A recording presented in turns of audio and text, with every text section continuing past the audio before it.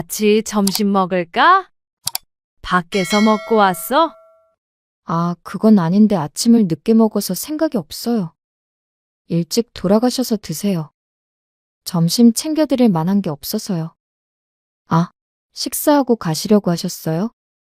아침을 안 먹고 와서. 미리 말씀을 하셨으면 뭐라도 준비했을 텐데. 그리고 저 이제부터 방에서 일해야 해서 밥 챙겨 먹을 시간 따로 없어요. 애 보러 와서 밥도 제대로 못 먹게 하는 게 말이나 되니? 아니, 애 봐주시러 오신 거잖아요. 왜 굳이 여기서 식사를 얻어 드시려고? 뭐? 내가 밥 얻어먹으러 온 사람이니? 어머님, 왜 그렇게 말씀하세요? 그냥 저도 준비가 안 됐고 제 일정이 있는 거잖아요. 저는 어머님한테 지호만 좀 봐달라고 부탁드린 거고요. 그러면 밥값이라도 내고 가시겠어요? 오늘 이야기 속 주인공은 65세 김미순 씨입니다. 그리고 그녀의 아들과 며느리에 관한 이야기이죠. 정이 아닌 돈이 중요한 세상이 된 건 김 씨도 알고 있었습니다. 그런데 그게 부모 자식 간에도 해당이 되는 말인 줄은 몰랐습니다. 돈이 없으면 자식에게도 며느리에게도 제대로 된 부모 대접을 받지 못하고 오히려 괄시당하는 줄은 몰랐습니다. 아들 며느리 위해서 손주도 봐주고 반찬도 해준 적이 많았습니다. 그렇게 하면 자식들도 부모를 생각해 줄 거라고 착각을 한 모양이었습니다. 며느리가 차리는 밥 한 끼 먹어볼 줄 알았는데 밥값을 내라는 말이 돌아왔습니다. 어처구니가 없었습니다. 세상 천지에 가족끼리 밥해주고 돈을 요구하다니요. 정말로 돈이 필요해서 그런 것은 아니겠지만 그게 더 나빴습니다. 시어머니에게 그 정도 노동도 하기 싫다는 뜻이 담긴 강력한 말 한마디였습니다. 그렇게 말한 이유는 짐작이 갔습니다. 하지만 이유가 어찌됐건 김 씨도 며느리에게 이런 취급을 받아가며 찾아올 이유는 없었습니다. 이렇게 홀대해도 혼자 남은 노인네가 아들에게 의지할 것이라고 생각하는데 그것이야말로 며느리의 착각이었습니다. 결국 후회하게 되는 게 누구인지 길고 짧은 건 대봐야 아는 것이었습니다. 김 씨는 아들이 하나 있었습니다. 그리고 김 씨는 말년에 자식을 하나만 낳은 걸 후회했습니다. 아니, 어쩌면 자식 없이 사는 게 속편한 게 아닌가 하는 생각마저 했습니다. 자식 때문에 이렇게 속 끓을 줄 알았다면 말이죠. 김 씨는 남편과 10여 년 전쯤 사별했고 그 이후론 줄곧 혼자 살았습니다. 아들도 당시엔 따로 자취를 하고 있었고 다만 시골 살던 김 씨가 남편의 죽음 이후 아들이 사는 근처로 이사했을 뿐이었습니다. 시골에서 혼자 지내는 게 걱정된다며 아들이 먼저 제안했습니다. 집 팔고 땅 팔아 도심에 작은 아파트 한 채를 마련했는데 훗날 이 일을 크게 후회하게 됐습니다. 미경아, 곧 생일이라며? 그래서 집에서 밥 한 끼 해주고 싶은데. 아, 밥이요? 그래. 진수한테 말했더니 미역국 끓일 줄 모른다고 그냥 넘기려고 하더라고. 저 미역국 안 먹어도 돼요. 그래도 어쩜 생일에 미역국을 안 먹어? 그러지 말고 잠깐 들러서 그날만 밥 먹고 가. 아, 네. 알겠습니다. 아들이 결혼하고 첫 해. 다가오는 며느리의 생일에 무얼 해줘야 할까 고민하다가 떠올린 게 생일상이었습니다. 매년 해주지는 못하겠지만 그래도 첫 해 정도는 시어머니로서 며느리를 대접해주고 싶었죠. 좋은 소고기를 써서 미역국을 끓이고 장을 봐와서 며느리가 좋아한다는 반찬도 몇 가지 곁들였습니다. 아들 며느리가 도착해 밥상을 차리고 있을 때 며느리가 말했습니다. 어머님, 이렇게까지 안 하셔도 돼요. 뭐가? 저는 어머님 생신 때 이런 거 해드릴 자신 없어요. 아, 그거 바라고 해주는 거 아니야. 김 씨가 민망하다는 듯이 웃으며 대꾸했습니다. 아니요, 제가 부담스러워서. 며느리는 말끝을 흐렸지만 그 뜻은 충분히 전해졌습니다. 어찌저찌 그날 식사는 아무렇지 않게 마쳤지만 아들 며느리가 돌아가고 난 뒤에는 마음 한켠이 허전했습니다. 물론 며느리가 잘못한 건 없었습니다. 김씨 혼자 설레발 친 것이었습니다. 돌이켜 생각해보면 자신의 시어머니가 내 생일상을 차려준다고 했어도 부담스러웠을 것 같았습니다. 왜 역지사지가 되지 않았는지 후회가 됐죠. 그 뒤부터 김씨는 정신을 차렸습니다. 아들과 며느리와도 적당한 거리가 필요하다고 생각했습니다. 그런데 그 거리라는 게 상당히 기준이 애매한 걸 몰랐습니다. 각자 생각하는 적당함이 달랐기 때문이었습니다. 아들 며느리는 결혼한 지 얼마 되지 않아 아이를 낳았습니다. 그리고 가까이 사는 김 씨의 생활에도 큰 변화가 있었습니다. 바쁜 아들 며느리를 대신해 손주를 봐주는 일이 잦았죠. 어머님, 저 오늘 급한 약속이 생겨서요. 지호 좀 잠깐만 봐주실 수 있으세요? 그맘때쯤부터 말썽을 부리는 무릎 때문에 사실 손주를 보기엔 조금 버거웠습니다. 하지만 급한 일이 있다는데 달리 부탁할 때가 할머니밖에 더 있나 싶었습니다. 사돈도 거리가 멀어 아이를 맡길 상황도 아니었고 말이죠. 약속된 시간에 아들네 집에 도착하자 며느리는 외출할 준비를 하고 있었습니다.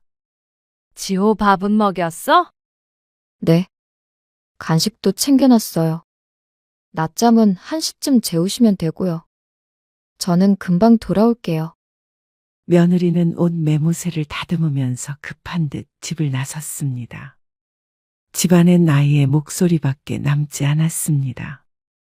김 씨는 익숙한 듯 손자의 장난감을 꺼내 함께 놀아줬습니다. 그리고 시간이 훌쩍 지나고 손자가 낮잠에 든 무렵 김 씨는 괜히 일어나 찬장 문을 열어보았습니다. 손자의 간식이든 찬장이었습니다. 손자가 잘 때는 딱히 할 일도 없었고 일어나서 뭐라도 먹이기 위함이었습니다. 며느리가 챙겨놓은 간식은 진작에 먹인 상태라서 냉장고 문도 열어보았습니다. 뭘 제대로 챙겨는 먹나?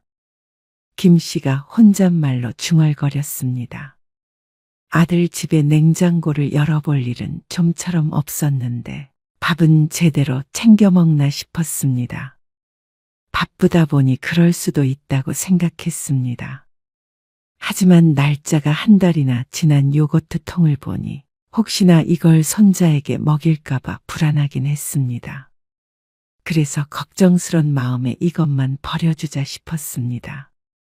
김 씨도 살림을 하다 보면 날짜 지난 음식도 정리해야지 하면서도 못 버릴 때가 많았으니 그 마음을 이해했습니다. 이따가 버려야지 하면서 또 까먹고 번거롭고 그런 상황을 말이죠. 며느리의 살림을 건드릴 생각은 전혀 없었습니다. 그런데 며느리의 입장에선 그게 아니었던 모양이었습니다. 어머님, 혹시 냉장고 건드셨어요? 건드렸다는 말이 마음에 걸렸습니다.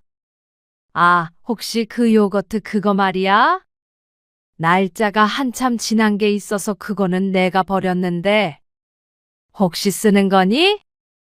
아, 쓰는 건 아닌데요. 버리려고 했어요. 그래? 너 정신없는 것 같아서 내가 버렸어. 김 씨가 웃으며 대꾸했지만 며느리의 표정에서는 웃음기를 찾아볼 수가 없었습니다. 어머님, 낮은 목소리로 김 씨를 부르기에 어쩐지 긴장이 되었습니다.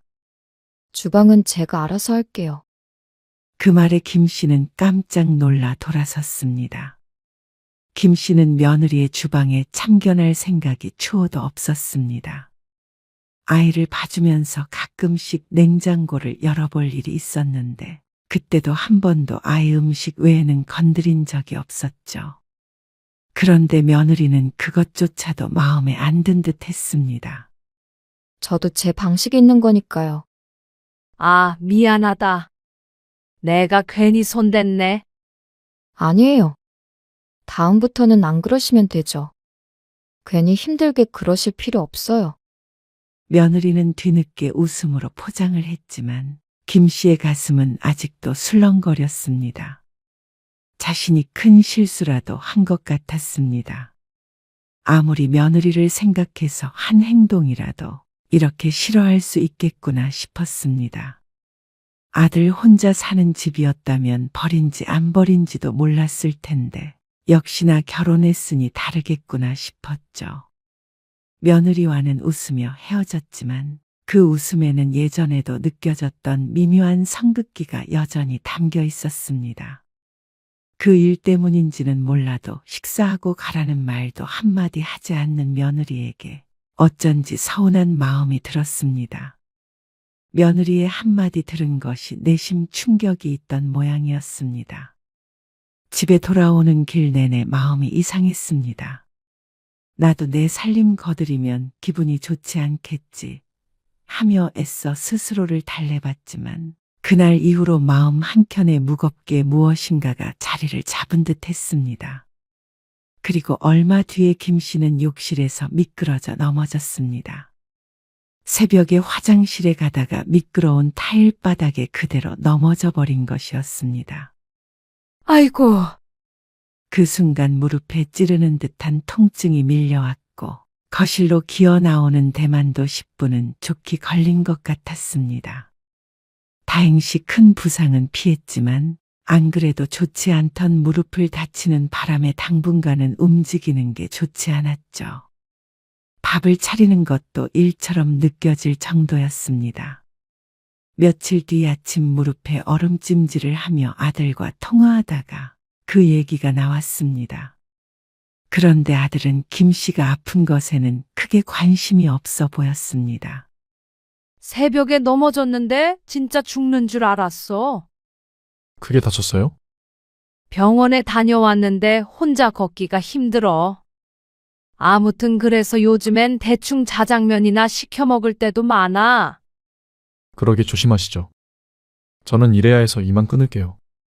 아, 그래. 바쁘지? 알았어.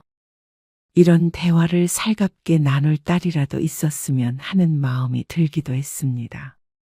김 씨의 친구 누구는 아들은 늘 무관심해서 오히려 며느리와 통화하며 수다를 떤다는데 김 씨에겐 그런 일은 일어날 수가 없는 일이었습니다.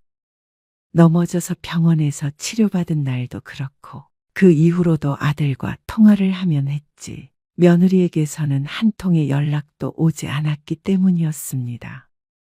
그렇게 며칠을 지내며 문득 드는 생각은 하나였습니다.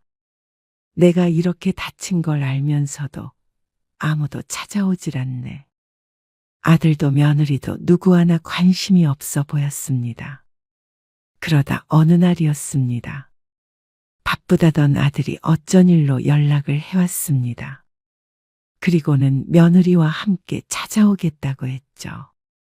요새 바쁘다고 하지 않았어? 그렇긴 한데요. 드릴 말씀도 있고 해서요. 아, 그리고 엄마 편찮으시다면서요. 그 말에 서운함은 눈 녹듯 사라진 기분이었습니다. 그렇게 아들 내외의 방문을 기다렸습니다. 그런데 기껏 찾아온 아들과 며느리가 하는 말이 김 씨를 당황스럽게 만들었습니다. 저희 3천만 원 정도만 빌려주실 수 있으세요? 뭐? 3천만 원? 네. 급하게 쓸 데가 있어서요. 왜? 무슨 일 있어? 혹시 무슨 사고라도 났나 싶어서 가슴이 철렁 내려앉았습니다. 그러자 아들이 뒤통수를 극적이며 말했습니다. 그런 건 아니고요. 투자할 데가 좀 있어서요. 투자? 네. 진짜 좋은 기회인데 엄마도 투자하는 셈 치고 좀 빌려주세요. 잘 되면 이자 쳐서 갚을게요. 투자라는 소리가 늙은 김 씨의 귀에 좋게 들릴 리가 없었습니다. 왠지 투자는 실패나 패가망신과 연결지어지는 단어로 여겨졌습니다. 그래서 김 씨가 선뜻 대답을 하지 못하고 망설이자 며느리도 아들 옆에서 같이 설득하고 나섰습니다. 이상한 거 아니에요. 어머님, 저희도 좀 더 여유가 있었으면 더 투자했을 거예요. 어머님한테도 절대 나쁜 게 아니에요.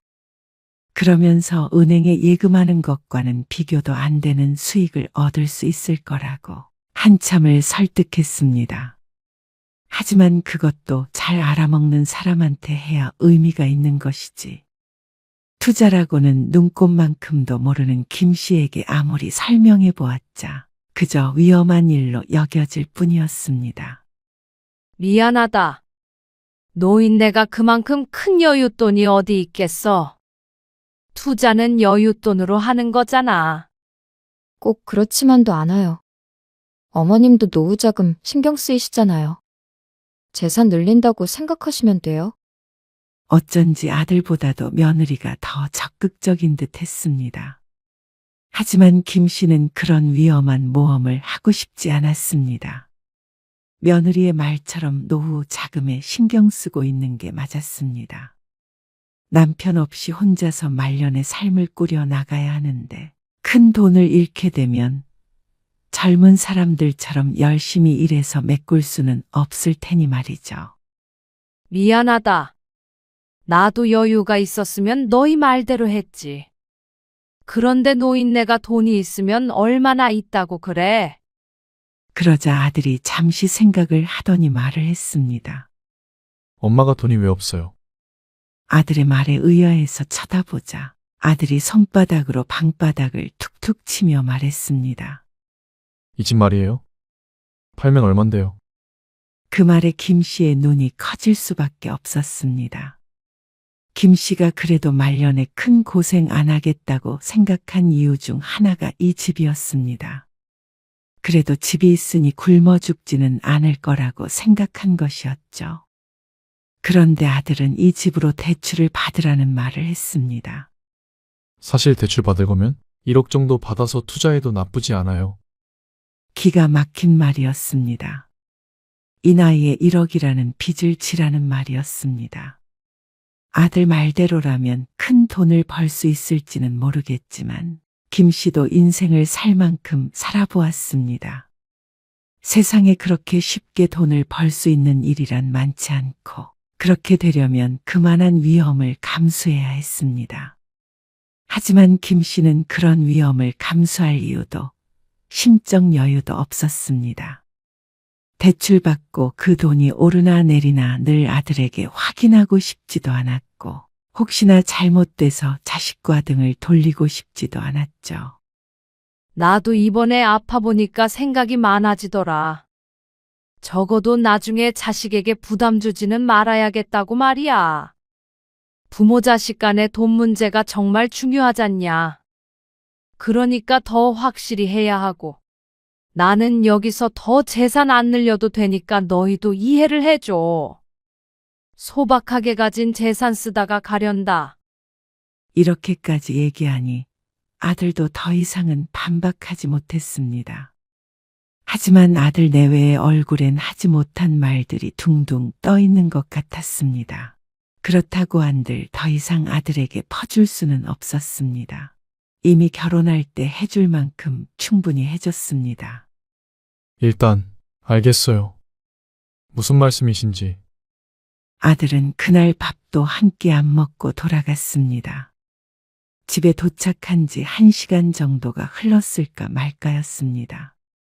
물론 아들 며느리 밥 차려줄 상태는 아니었지만 그래도 자장면이라도 한 그릇 같이 할 줄 알았는데 찬바람이 쌩 불었습니다. 그날 혼자서 낑낑거리며 밥을 차려 먹는데 어쩐지 서러운 기분이 들었습니다. 아들 부부가 방문했던 게 김 씨의 건강을 들여다보러 온 것이 아님이 명백했습니다.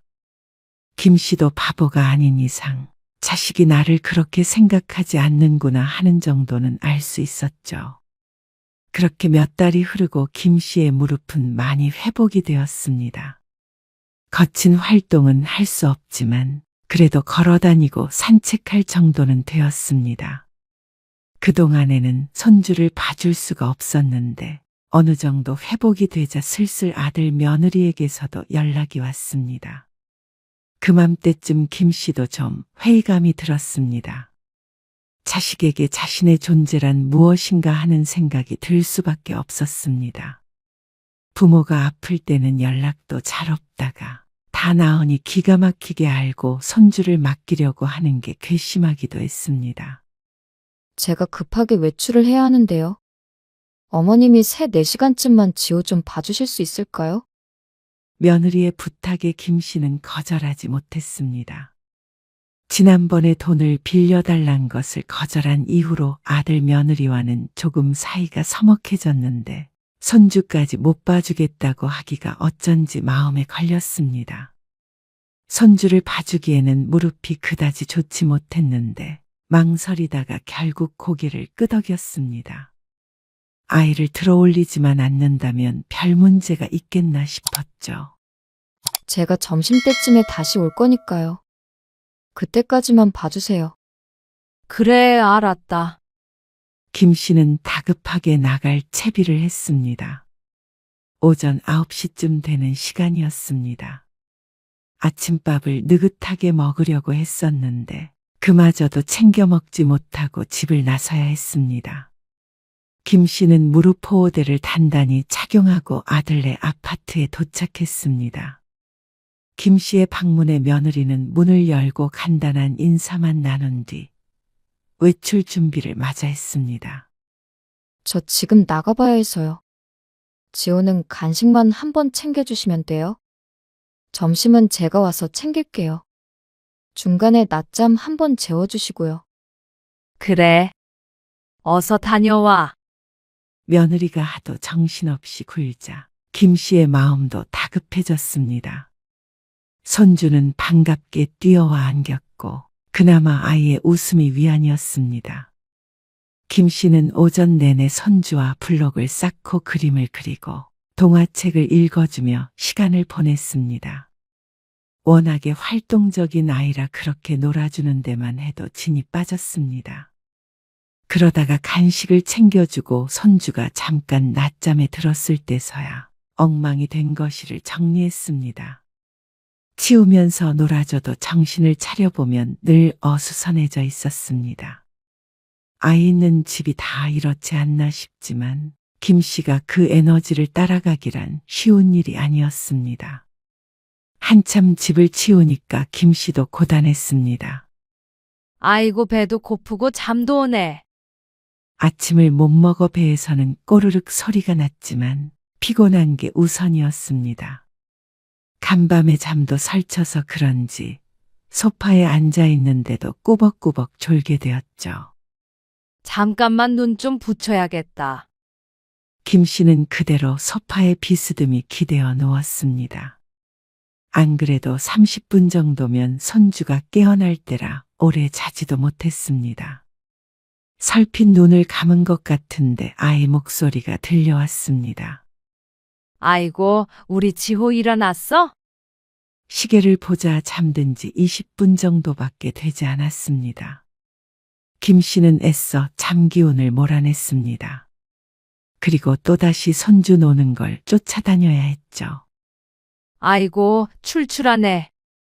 며느리만 아니었다면 냉장고를 열어 뭐라도 챙겨 먹었을 텐데 그 성격을 아는지라 그럴 생각도 못했습니다. 며느리가 오면 집에 가서 먹거나 며느리와 함께 먹거나 해야 할 것 같았습니다. 그런데 시계는 벌써 2시를 지나고 있었습니다. 점심때 온다던 며느리는 깜깜무소식이었습니다. 그리고 3시가 가까워지자 그제서야 며느리가 집에 돌아왔습니다. 별일 없으셨죠? 며느리가 지친 기색으로 물었습니다. 김 씨는 고개를 끄덕였습니다. 그때 김 씨의 배에서 천둥치듯 큰 소리로 꼬르륵 소리가 울려 퍼졌습니다. 며느리가 외투를 벗다가 돌아봤을 정도였습니다. 민망해진 김 씨가 어색한 미소를 지으며 말했습니다. 아침을 못 먹고 왔더니 출출하네. 아침 식사 안 하셨어요? 김 씨는 며느리가 식사를 하고 가라고 할 줄 알았습니다. 그리도 아침 일찍부터 내내 손주를 봐줬으니 점식 식사 정도는 대접하는 게 맞지 않나 싶었습니다. 하지만 언제나 김 씨의 예상과는 다른 며느리였습니다. 같이 점심 먹을까? 밖에서 먹고 왔어? 아, 그건 아닌데 아침을 늦게 먹어서 생각이 없어요. 일찍 돌아가셔서 드세요. 집에 가서 먹으라는 말이었습니다. 김 씨는 순간 멈칫했습니다. 점심 챙겨드릴 만한 게 없어서요. 그러면서 무심히 옷을 갈아입고 나왔습니다. 그러고는 김 씨를 보며 아직 안 가냐고 묻는 듯한 표정을 지었습니다. 김 씨는 말문이 턱하고 막히는 기분이었습니다. 솔직히 아무리 개인적인 성격이 강하다고는 하지만 이건 예의 문제가 아닌가 싶었습니다. 시어머니가 아니라 남이 봐줬어도 예의상 밥 한 끼 먹고 가란 소리는 하지 않을까 싶었죠. 다른 건 다 이해해도 이번만큼은 너무나 섭섭했습니다. 성치 않은 몸을 이끌고 와서 급하다는 며느리 부탁을 들어줬는데 돌아오는 게 허기짐 뿐이라니 허탈하기도 했습니다. 김 씨가 잠자코 서 있자 며느리도 그제서야 김 씨의 심중을 깨달았습니다. 아, 식사하고 가시려고 하셨어요? 그 말이 어쩐지 김 씨를 더욱 비참하게 만들었습니다. 미리 말씀을 하셨으면 뭐라도 준비했을 텐데. 그리고 저 이제부터 방에서 일해야 해서 밥 챙겨 먹을 시간 따로 없어요. 그러면서 김 씨가 갑작스럽게 밥을 얻어먹으려 한 게 잘못이라는 듯이 말했습니다. 그럼 손주 봐주러 오면서 나 밥도 먹고 가마 하고 미리 말해야 하는 건지 어이가 없었습니다. 며느리의 말투엔 불청객 또는 밥 얻어먹으러 온 사람을 대하는 것과 같은 태도가 담겨 있었습니다. 애 보러 와서 밥도 제대로 못 먹게 하는 게 말이나 되니? 아니, 어머님이 안 드시고 오신 거잖아요. 며느리의 말에 따르면 김 씨가 아침을 안 먹고 온 탓이었습니다. 하지만 이미 시간은 오후 3시가 넘어 있었습니다. 그러면 사람인 이상 점심 식사는 어떻게 해결할지 걱정해야 하는 거 아닌가 싶었습니다. 며느리는 잠깐 손 좀 씻고 온다며 욕실로 들어갔습니다. 그리고 김 씨는 잠시 식탁 의자에 멍하니 앉아 있었습니다. 그냥 얼른 집에 가서 밥을 먹으면 되는데 점점 울컥하는 마음이 올라왔습니다. 자존심도 상하고 며느리가 괘씸하기도 하고 복잡한 심정이었습니다. 잠시 후 며느리가 욕실에서 휴대폰을 만지작거리며 거실로 나왔습니다. 내가 밥 얻어먹으러 온 사람이니? 그런 며느리에게 김 씨가 물었습니다. 며느리는 김 씨의 질문에 당황한 듯 그러나 이내 짜증을 숨기지 못한 표정으로 대꾸했습니다. 어머님, 왜 그렇게 말씀하세요? 그냥 저도 준비가 안 됐고 제 일정이 있는 거잖아요. 저는 어머님한테 지우만 좀 봐달라고 부탁드린 거고요. 아무리 부탁했다고 해도 사람이 밥은 먹는지 안 먹는지 신경도 안 쓰니? 너는 네 집 냉장고 문 열어보는 것도 싫어하면서 그럼 나는 내내 굶으란 말이야? 점심에 대한 별다른 말이 없기에 당연히 같이 먹을 줄 알았던 김 씨의 잘못이었습니다. 며느리에게 너무 많은 걸 바란 모양이었습니다. 김 씨의 말에 며느리는 잠시 생각에 빠졌습니다. 그리고 얼굴은 점점 울그락불그락해졌습니다. 화를 내야 할 사람이 누군데 며느리는 자신이 억울한 모양이었습니다. 그런데 며느리가 퉁퉁거리는 몸짓으로 냉장고에서 반찬들을 꺼냈습니다. 별거 차린 건 없었고 평소에 먹는 반찬들 같았습니다. 본래라면 김 씨도 거들떠보지 않고 가버려야 하는데 어쩐지 오기가 생겼습니다. 이걸 꼭 먹고 가야 하겠다는 생각이 들었습니다. 그렇지 않으면 도저히 억울해서 안 될 것 같았습니다. 김 씨는 며느리가 차린 밥을 꾸역꾸역 입에 밀어넣었습니다. 미련한 행동이었고 목이 막힐 것 같았지만 며느리가 너무 괘씸했습니다. 그런데 마지막 물까지 마시자 며느리가 말했습니다. 밥 차려드렸으니까 밥값은 주고 가세요. 그러면 그 말에 김 씨의 입이 떨 벌어졌습니다. 지금 자신이 무슨 말이 들은 것인지 귀가 의심됐습니다. 부모 자식 간에 더 돈 문제를 확실히 해야 한다고 하셨잖아요. 이게 무슨 황당한 발언인지 몰랐습니다. 김 씨는 이곳에 밥을 얻어먹으러 온 것도 아니었지만 그 밥값을 내라는 말에 기가 찼습니다. 돈 얘기가 왜 지금 나와야 하는 것인지 이해도 가지 않았고 말이죠. 너 지난번에 그 3천만 원 때문에 그러는 거야? 부모 자식 간의 돈 문제를 확실히 해야 한다는 말을 했던 기억은 났습니다. 하지만 이런 상황에서 나올 만한 말은 아니라고 생각했습니다. 그러자 며느리는 입을 다물었습니다. 무언의 긍정이었습니다. 이것만 봐도 며느리가 김 씨를 얼마나 괄시하는지 알 수 있었습니다. 며느리는 김 씨를 쳐다보지 않고 팔짱을 낀 채로 시선을 비켜보았습니다. 아마 그렇게 퉁명스러웠던 이유가 그 전에 투자 건 때문인 듯 했습니다. 그래서 연락도 뜸했고 밥 얘기에 화가 난 것인지도 몰랐습니다.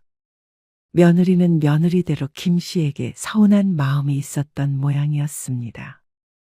그런데 아무리 그렇다고 한들 이런 식으로 김 씨를 대하는 건 말도 안 됐습니다. 그것도 아이를 봐주기 위해서 온 시부모인데 말이죠. 그래. 밥값. 여기 있다. 김 씨는 주머니에서 10,000원짜리 2장을 꺼냈습니다.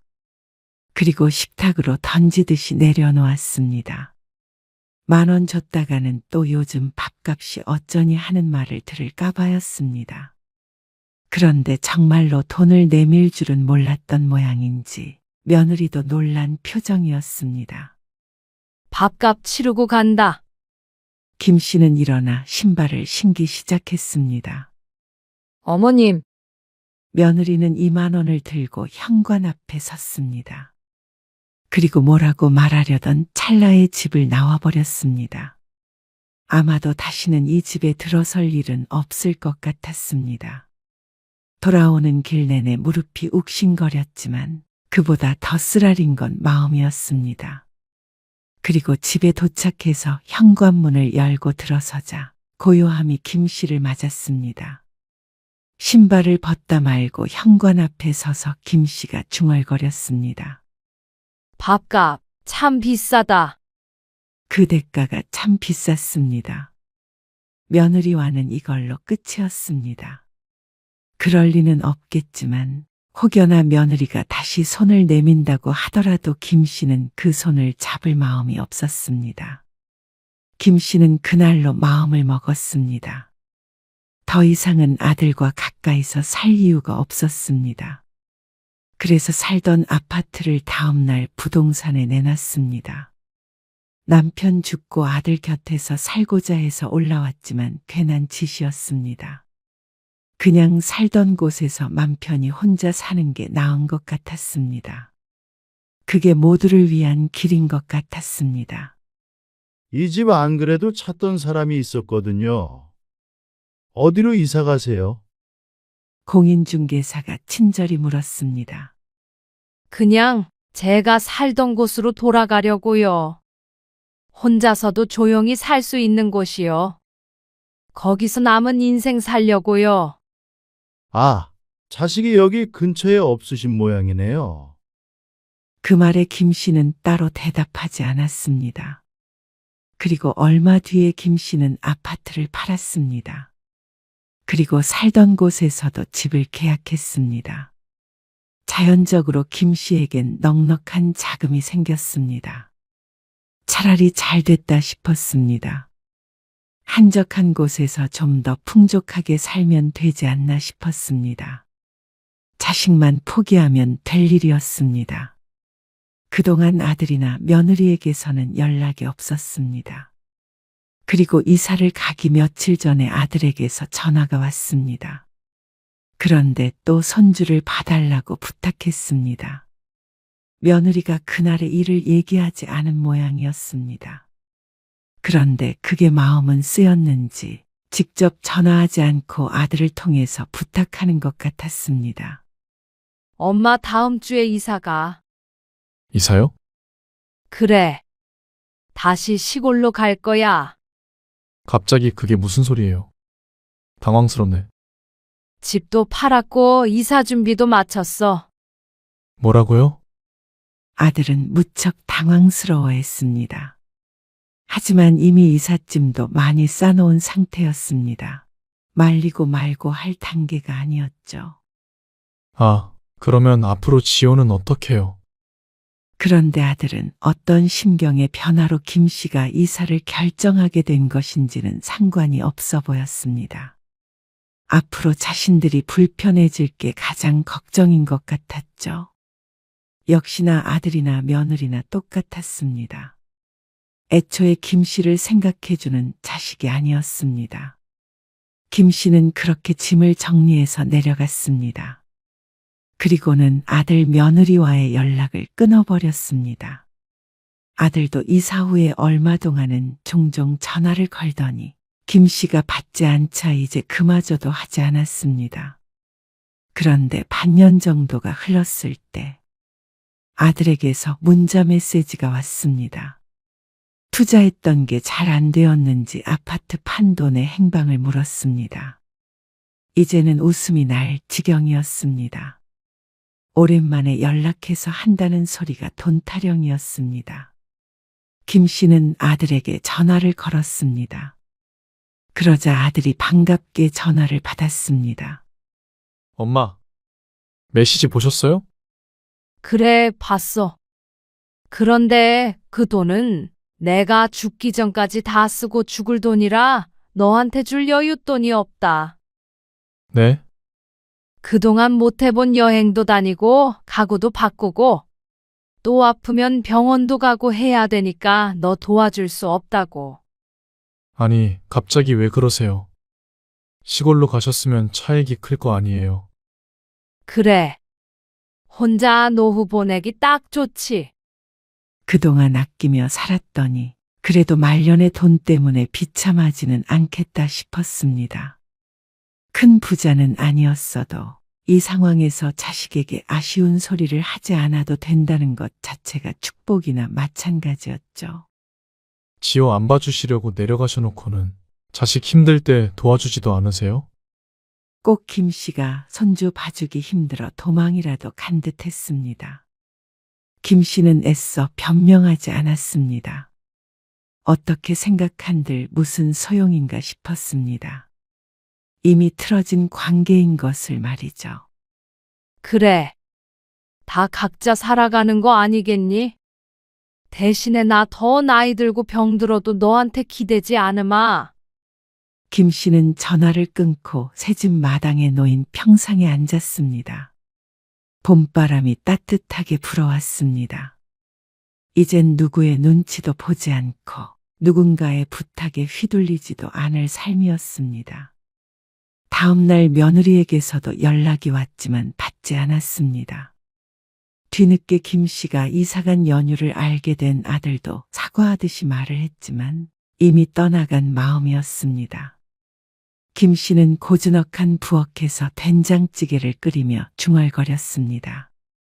내 밥 내가 차려 먹고 말지. 이제는 누굴 원망도 기대도 하지 않았습니다. 이제는 그저 나를 위해 살기로 마음먹을 뿐이었죠.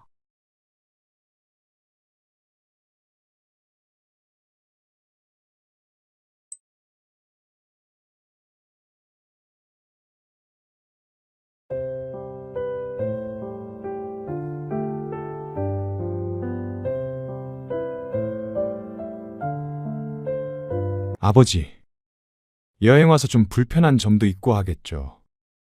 그런데 여행이 다 그런 거 아니겠어요? 아버님, 민우 씨가 고생 많이 했어요. 여행 계획 짜느라고 매일 인터넷 뒤져보고요. 아니, 애초에 칠순 여행을 이렇게 무리한 스케줄로 잡으면 어떡해? 너희 쇼핑하는 거는 알겠지만 그랬다면 차라리 다른 날 따로 여행을 했어야지. 네 엄마 어제도 끙끙 앓으면서 잤어.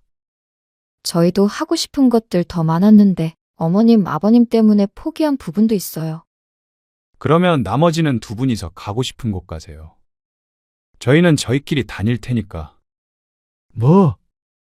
우리 둘이? 네. 원하시던 칠순 여행이 어떤 건지 잘 모르겠는데 여행 내내 불평만 하셨잖아요. 우리가 불평을 했다고? 네. 아버님 처음부터 내내 그러셨어요. 오늘 이야기 속 주인공은 70세 박영수 씨입니다. 그리고 그의 아들과 며느리에 관한 이야기이죠. 박 씨는 올해 칠순이었습니다. 칠순을 특별하다고 생각하진 않았지만 그렇다고 이런 식으로 망치고 싶은 생각도 없었습니다. 아들 가족과 함께 갔던 칠순 여행. 처음부터 삐걱거린 여정이 결국엔 최악의 추억이 되었습니다. 박 씨 부부도 여행 내내 며느리에게 서운하고 실망스런 기분을 느껴야 했습니다. 하지만 여행이란 게 다 그렇지 않나 싶었습니다. 다 함께 같이 다니다 보면 모두의 마음에 들 수는 없으니 말이죠. 그런데 저들 기분이 상했다고 멀리 온 여행지에서 부모만 두고 가버린 아들 며느리의 행동에 기가 찼습니다. 그것도 국내도 아니고 해외에서 말이죠. 아무리 비행기 표가 있고 돈이 많이 들어도 최악의 경우엔 택시를 타고 공항에 가면 된다는 사실을 알고 있어도 이건 아니었습니다. 국제 미아가 된 건 아니었지만 아들 며느리의 그 심보가 너무 고약했습니다. 사람이 화가 나더라도 할 행동이 있고 해서는 안 되는 행동이 있었습니다. 하지만 제멋대로의 부모를 무시하는 아들 며느리와는 더 이상 좋은 관계를 유지할 마음이 없었습니다. 아무리 내 자식이지만 말년에는 좋은 사람만 보고 좋은 일만 하며 살고 싶었습니다. 그래서 박 씨 부부는 결단을 내렸습니다. 아들 며느리를 혼쭐 내주기로 말이죠. 박 씨는 아들 하나, 딸 하나가 있었습니다. 둘 모두 결혼을 해서 각자 가정을 이루고 살고 있었습니다. 둘째 딸은 결혼을 하고 얼마 안 되어서 미국으로 발령이 난 사위를 따라서 해외로 나가 살고 있었습니다. 벌써 간 지가 몇 년 되었는데 살기가 무척 좋다며 계속 미국에서 지낼 생각인 듯 했습니다. 박 씨 부부도 3년 전에 딸의 초대를 받아 간 적이 있었는데 신세계였습니다. 딸이 잘 살고 있는 듯 해서 박 씨의 마음도 무척 좋았죠. 그리고 아들은 결혼 후에 멀지 않은 곳에서 살고 있었습니다. 하지만 그 얼굴을 구경하기란 쉽지 않았습니다. 아들 며느리가 바쁘니 그런 것은 이해가 갔습니다. 하지만 박 씨가 생각했던 부모 자식 간의 사이는 아닌 듯 했습니다. 아들은 가정이 생기니 좀 더 바빠졌습니다. 직장 생활에 쫓기며 사는 건 알고는 있었지만 박 씨 부부를 찾는 횟수는 많이 줄게 되었습니다. 결혼 후 처음 몇 해는 명절마다 얼굴을 비쳤지만 해가 갈수록 발걸음이 뜸해졌죠. 그리고 모처럼 방문을 했을 때도 아들 며느리의 행동에 서운함을 느껴야 했습니다. 특히 며느리는 사소한 부분에서 묘한 거리감이 느껴지곤 했습니다. 힘들지? 잠깐 앉아서 좀 쉬어. 알았어. 명절이라곤 해도 하는 음식은 많지 않았습니다. 평소 밥상보다 조금 더 푸짐하게 차리는 것뿐이었고 그마저도 박 씨의 아내가 대부분 준비를 해둔 상태였습니다. 아들에게 듣기론 며느리가 요리를 못한다기에 아내는 며느리를 시킬 생각도 별로 없는 듯 했죠. 해둔 음식을 데우고 나물 몇 가지를 무치는데 며느리가 서툰 손길로 콩나물을 다듬었습니다. 옆에서 같이 거들던 아들이 며느리에게 말하자 곧장 손을 털고 일어나 소파로 향했습니다. 그러고는 구석에 앉아 휴대폰을 들여다보는 며느리. 박 씨도 아내도 별다른 말 없이 식사 준비를 마저 했습니다. 음식을 미리 해두었다고는 하지만 내 식구가 푸짐하게 먹으려면 그래도 마무리하는데 손이 꽤나 갔습니다. 그런데 잠시 쉬겠다던 며느리는 박 씨가 밥 먹으라고 부를 때까지도 소파에 앉아서 휴대폰만 만지작거리고 있었습니다. 완벽히 식탁이 세팅된 후에야 자리에 앉은 며느리는 식사가 끝난 후에도 같이 치울 생각이 전혀 없어 보였습니다. 박 씨 가족은 보통 설거지는 얻어먹은 사람이 하자는 주의였는데 며느리는 그렇지 않은 모양이었습니다. 손님처럼 다시 소파에 앉아 느긋하게 기대어 있는 모습을 보고는 참 옛 문화와는 다르다고 생각했습니다. 며느리가 일하는 옛날이 좋다는 건 아니었지만 며느리는 지나치게 차가운 듯 보였죠. 아버지, 저희 추석에는 여행을 좀 갈까 해요. 여행을 가자고? 아, 아니요. 가자는 게 아니라 저희끼리 여행 다니려고요. 아, 요즘에는 다 그렇게 해요. 명절이라고 모이지 않고 휴가 때처럼 여행 다니잖아요. 그런 건 박 씨도 들은 바가 있었습니다. 다만 그게 우리 가족 얘기가 될 줄은 몰랐죠. 딸도 미국에 가 있기 때문에 추석마다 박 씨 부부는 단둘이 되었습니다. 그래도 그런 아들 내외가 나쁘다고 생각하지 않았습니다. 꼭 명절에만 볼 수 있는 것은 아니었기에 바쁘게 일하는 아들 며느리, 명절에라도 좀 쉬었으면 하는 바람이었죠. 근데 이듬 해말의 딸에게 들은 이야기를 듣고는 속이 쓰라렸습니다. 오빠는 사돈어른이랑 다 같이 제주도 여행 갔다 온 것 같던데요. 제주도? 이번 추석에 말이에요. 모르셨어요? 아, 그래? 그 말을 듣고는 조금 상처가 되기도 했습니다. 명절에 단순히 아들 내외가 자신들의 시간을 보내고 싶은 건 아니었구나 싶었습니다. 그리고 그 뒤로도 아들은 추석에 박 씨 부부에게 함께 여행 가자는 소리는 하지 않았습니다. 그러다 보니 박 씨 부부도 아들과는 왕래가 잦지 않게 되었습니다. 하지만 며느리가 아이를 낳았을 때는 종종 육아를 부탁하는 바람에 본의 아니게 또 자주 보게 되었죠. 하지만 그것도 손주가 아주 어릴 때였고 지금은 그렇지도 않았습니다. 그래서 의외였습니다. 박 씨의 칠순의 아들 내외가 여행을 제안한 것이 말이죠. 아버지, 올해 칠순이시잖아요. 그렇지? 잔치 같은 거 하고 싶으세요? 그 물음에 칠순 잔치를 하는 모습을 떠올려 보자 생각만 해도 번거로웠습니다. 그리고 누구를 초대해야 할지도 막막했고 초대한들 다들 바빠서 올지도 몰랐습니다. 8순도 아니고 7순인데 잔치까지 하는 건 왠지 유난스러운 것 같기도 했습니다. 박 씨가 대답을 망설이자 아들이 먼저 말했습니다. 아버지, 요즘 다들 연회장 빌려서 하는 그런 잔치 안 해요. 사진 찍고 밥 먹고 그런 건 다 옛날 방식이에요. 요즘엔 가족끼리 여행 가서 추억 쌓는 게 대세예요. 잔치 대신에 여행 가는 건 어떨까요? 요즘은 다 그렇게 하더라고요. 여행? 네. 잔치하는 비용이면 여행 갈 수 있죠. 그런가? 그것도 나쁘지 않겠다. 그럼 한번 추진해 볼게요. 박 씨는 고개를 끄덕였습니다. 어쩐지 설레기까지 했습니다. 그런데 다음 날 오랜만에 딸에게서 전화가 왔습니다.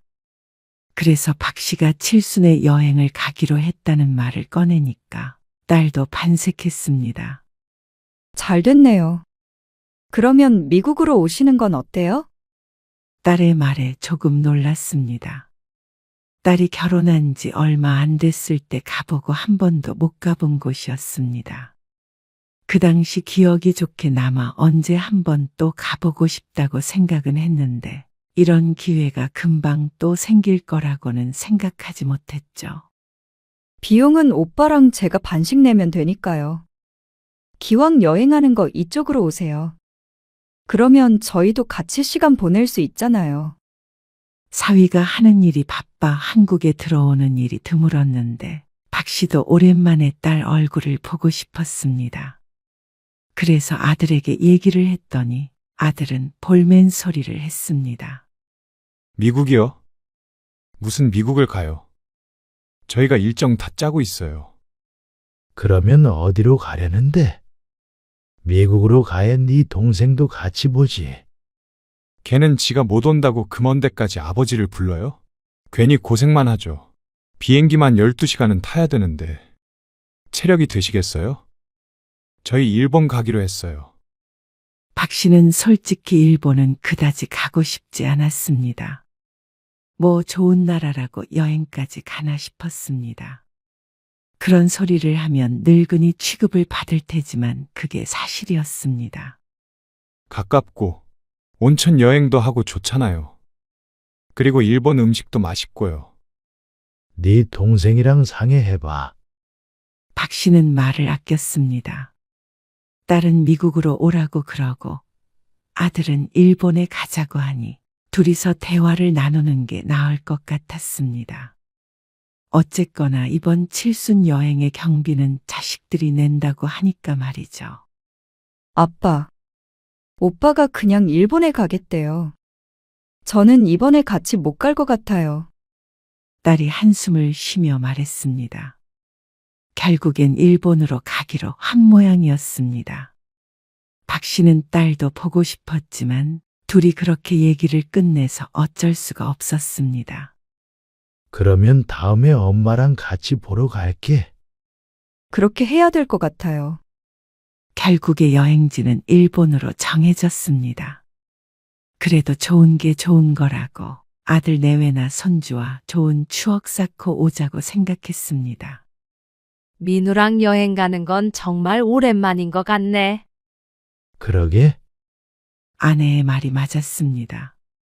아들이 20대 때는 종종 갔던 것 같은데 근 10년은 같이 어딜 가본 기억이 없었습니다. 어쩐지 마음이 기대에 부풀었습니다. 그러나 공항에 도착하자마자 불편한 기운이 감돌기 시작했습니다.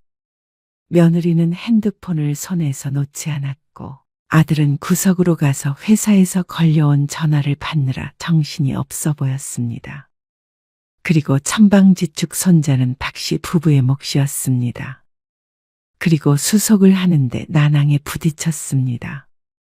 돈을 더 내라고요. 네. 특가 할인된 좌석이라 수화물은 추가 요금을 내셔야 해요. 3박 4일 있을 짐을 이것저것 많이 챙겼는데 이럴 줄 알았으면 조금만 들고 올 걸 후회했습니다. 이거 들고 타면 안 돼요? 네, 가방이 너무 커서요. 박 씨가 아들을 돌아보았는데 짜증스러운 표정을 하고 있었습니다. 아니, 무슨 이민 가는 것도 아니고 일본 가는데 짐을 그렇게 챙겨오는 사람이 어디 있어요? 아내의 짐과 함께 한 가방에 담았는데 캐리어가 좀 크다 뿐이지 아들의 말처럼 과한 정도는 아니었습니다. 이걸 어쩌나 안절부절하자 아들이 지갑에서 카드를 꺼내면서 말했습니다. 배보다 배꼽이 더 크겠네. 결제를 하면서도 계속해서 투덜대는 통에 민망한 표정을 감출 수 없었습니다. 아들은 그때부터 뚱한 표정으로 있었습니다. 표를 받고 비행기를 탈 때까지도 박 씨 부부에게 말을 걸지 않았습니다. 그래 보았자 몇만 원 더 결제한 것뿐이었는데 그 돈을 지금이라도 박 씨가 줘버리고 싶었습니다. 하지만 그랬다가는 더 분위기가 이상해질 것 같아서 아무 말 않고 있었습니다. 시작부터 삐걱거리는 여행이었습니다. 일본에 도착했을 때는 그래도 기분이 나아졌습니다. 민우야, 우리 사진 좀 한 장 찍어줘라. 아내가 아들에게 말했습니다. 잠깐만요. 그런데 아들은 또다시 회사에서 연락이 왔다며 멀찌감치 떨어졌습니다. 그래서 박 씨가 며느리 쪽을 돌아보았는데 또 뭘 찾는지 휴대폰 화면을 뚫어져라 보고 있었습니다. 어쩐지 며느리에게는 부탁하기가 불편했습니다. 아들도 며느리도 이쪽을 신경 쓰는 기색이 아니었습니다. 잠시 후에 기차를 타고 이동을 했는데 기차를 탈 때까지도 누구 하나 나이 든 부모를 챙기는 사람이 없었습니다. 박 씨 부부는 바쁘게 아들 내외의 뒷공무니를 졸졸 쫓아다녔습니다. 호텔방은 2개가 예약되어 있었습니다. 현수는 어머니 방에서 재워주세요. 현수가 그러려고 할까? 저희는 밤에 맥주 한 잔씩 하려고 하거든요. 알았다. 박 씨도 그 부분은 불만이 없었습니다. 오랜만에 보는 손주이니만큼 같은 방 쓰며 시간을 보내는 것도 좋았습니다. 물론 손이 많이 가고 기가 빠지는 것은 맞지만 말이죠. 아들 내외와 함께 짐만 풀고는 곧장 밖으로 나왔습니다. 그런데 무시무시한 인파가 박 씨 부부를 기다리고 있었습니다. 현수야, 손 잘 잡어. 박 씨 부부는 양쪽에서 손자의 손을 잡고 인파를 헤쳐나갔습니다. 자꾸만 사람들과 부딪히는 통에 결국 손자를 안아 올려야 했습니다.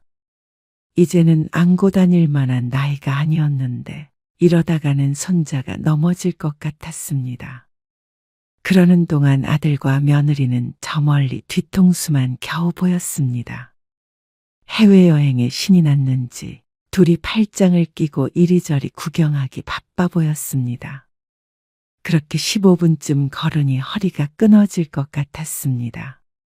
아들 며느리는 식당에 들어가는 게 아니라 웬 옷가게로 쏙 들어갔습니다. 밥을 제대로 못 먹어서 출출했는데 젊은이들은 허기도 모르는가 보다 생각했습니다. 일본에서만 살 수 있는 브랜드라며 아들은 신이 났습니다. 젊은 느낌의 옷가게라 박 씨 부부가 살만한 것은 없어 보였습니다. 박 씨는 입구 근처에 서서 멀뚱히 아들을 기다렸습니다. 본인들은 시간이 짧게 느껴지겠지만 박 씨에겐 10분이 1시간처럼 느껴졌습니다.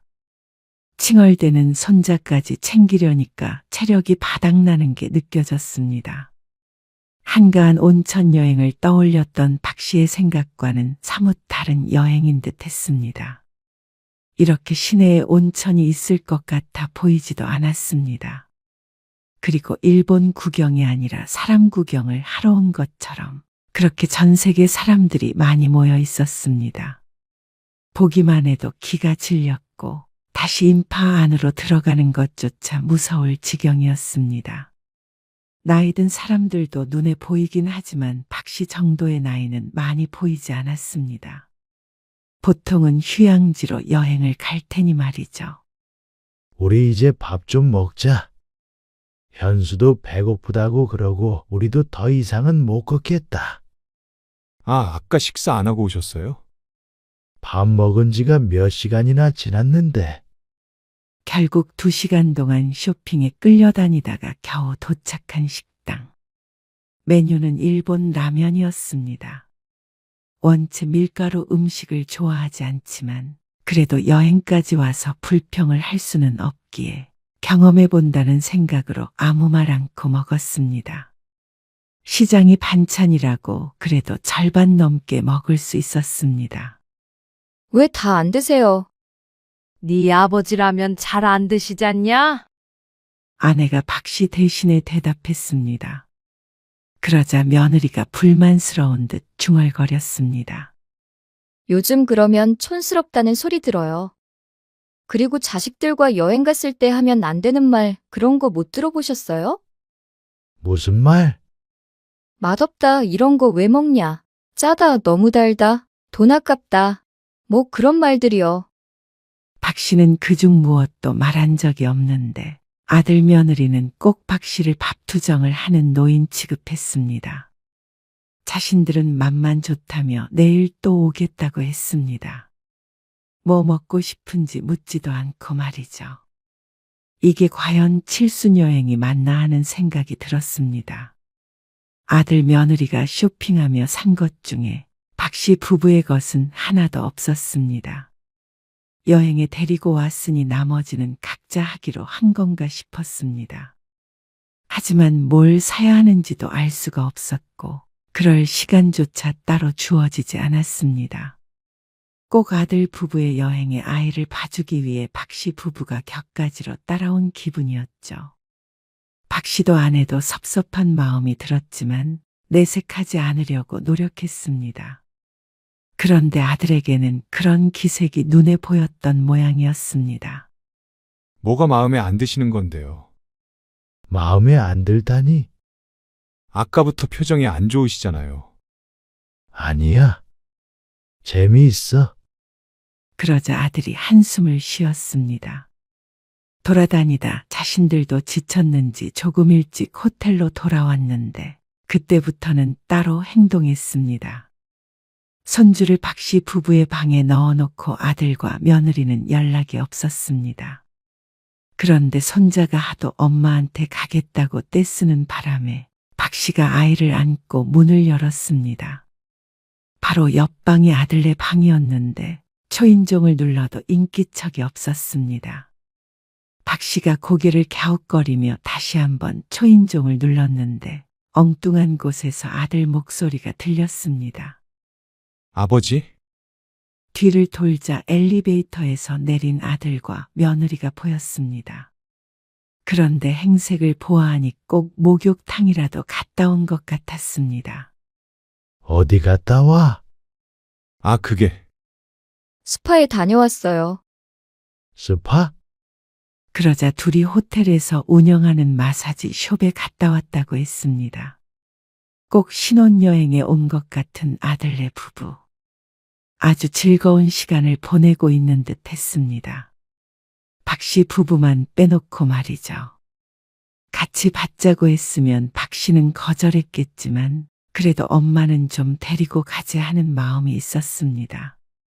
하지만 그런 생각을 못하는 건지 아니면 안 하는 건지 아들 내외는 부모 생각을 눈꼽만큼도 안 하는 것 같았습니다. 그리고 둘째 날도 마찬가지였습니다. 아침 일찍 일어나서 나갈 준비를 하고 있는데 아들이 문을 두드리고 말했습니다. 아버지. 어제 오래 걸어 다니느라 힘드시죠? 자고 일어나니까 좀 괜찮아? 아, 다른 게 아니라 저희 오늘 오전 일정도 백화점에 가는 거거든요. 되게 유명한 곳인데 여기 오면 꼭 들려야 하는 곳이요. 그래서 아버지 힘들면 현수랑 같이 호텔에서 쉬고 계시라고요. 뭐? 호텔에 있으라고? 같이 쇼핑하기는 싫으시잖아요. 그게 좋은 건 아니었지만 그렇다고 여기까지 와서 호텔 방 안에 있는 건 아니지 않나 싶었습니다. 아니면 현수 데리고 근처 좀 다니시던가요? 이곳에 대해 알지도 못하고 젊은 애들처럼 얼른 휴대폰으로 확인을 할 수 있는 것도 아닌데 너무한다 싶었습니다. 갔다가 언제 올 건데? 글쎄요. 다시 여기 오면 오후 2, 3시쯤 되지 않을까 싶어요. 아침도 점심도 어떻게 해결하라는 건지 몰랐습니다. 결국엔 박 씨 부부는 아들을 따라 나서야 했습니다. 여행이 아니라 고행길에 오르는 사람 같았습니다. 저희 사진 좀 찍어주세요. 이리 줘봐. 아들과 며느리는 손자와 함께 사진 찍기 바빠 보였습니다. 그 전 같았으면 다 같이 사진 한번 찍자고 할 법도 한데 박 씨도 그런 말을 꺼내지 않았습니다. 함께 추억을 쌓을 생각이 없어 보이는 사람들을 붙잡고 그러고 싶지 않았습니다. 아내도 여행 내내 표정이 좋지 않았습니다. 어쩌면 이 여행의 목적이 칠순이 아니라는 걸 아내도 깨달은 모양이었습니다. 당연했습니다.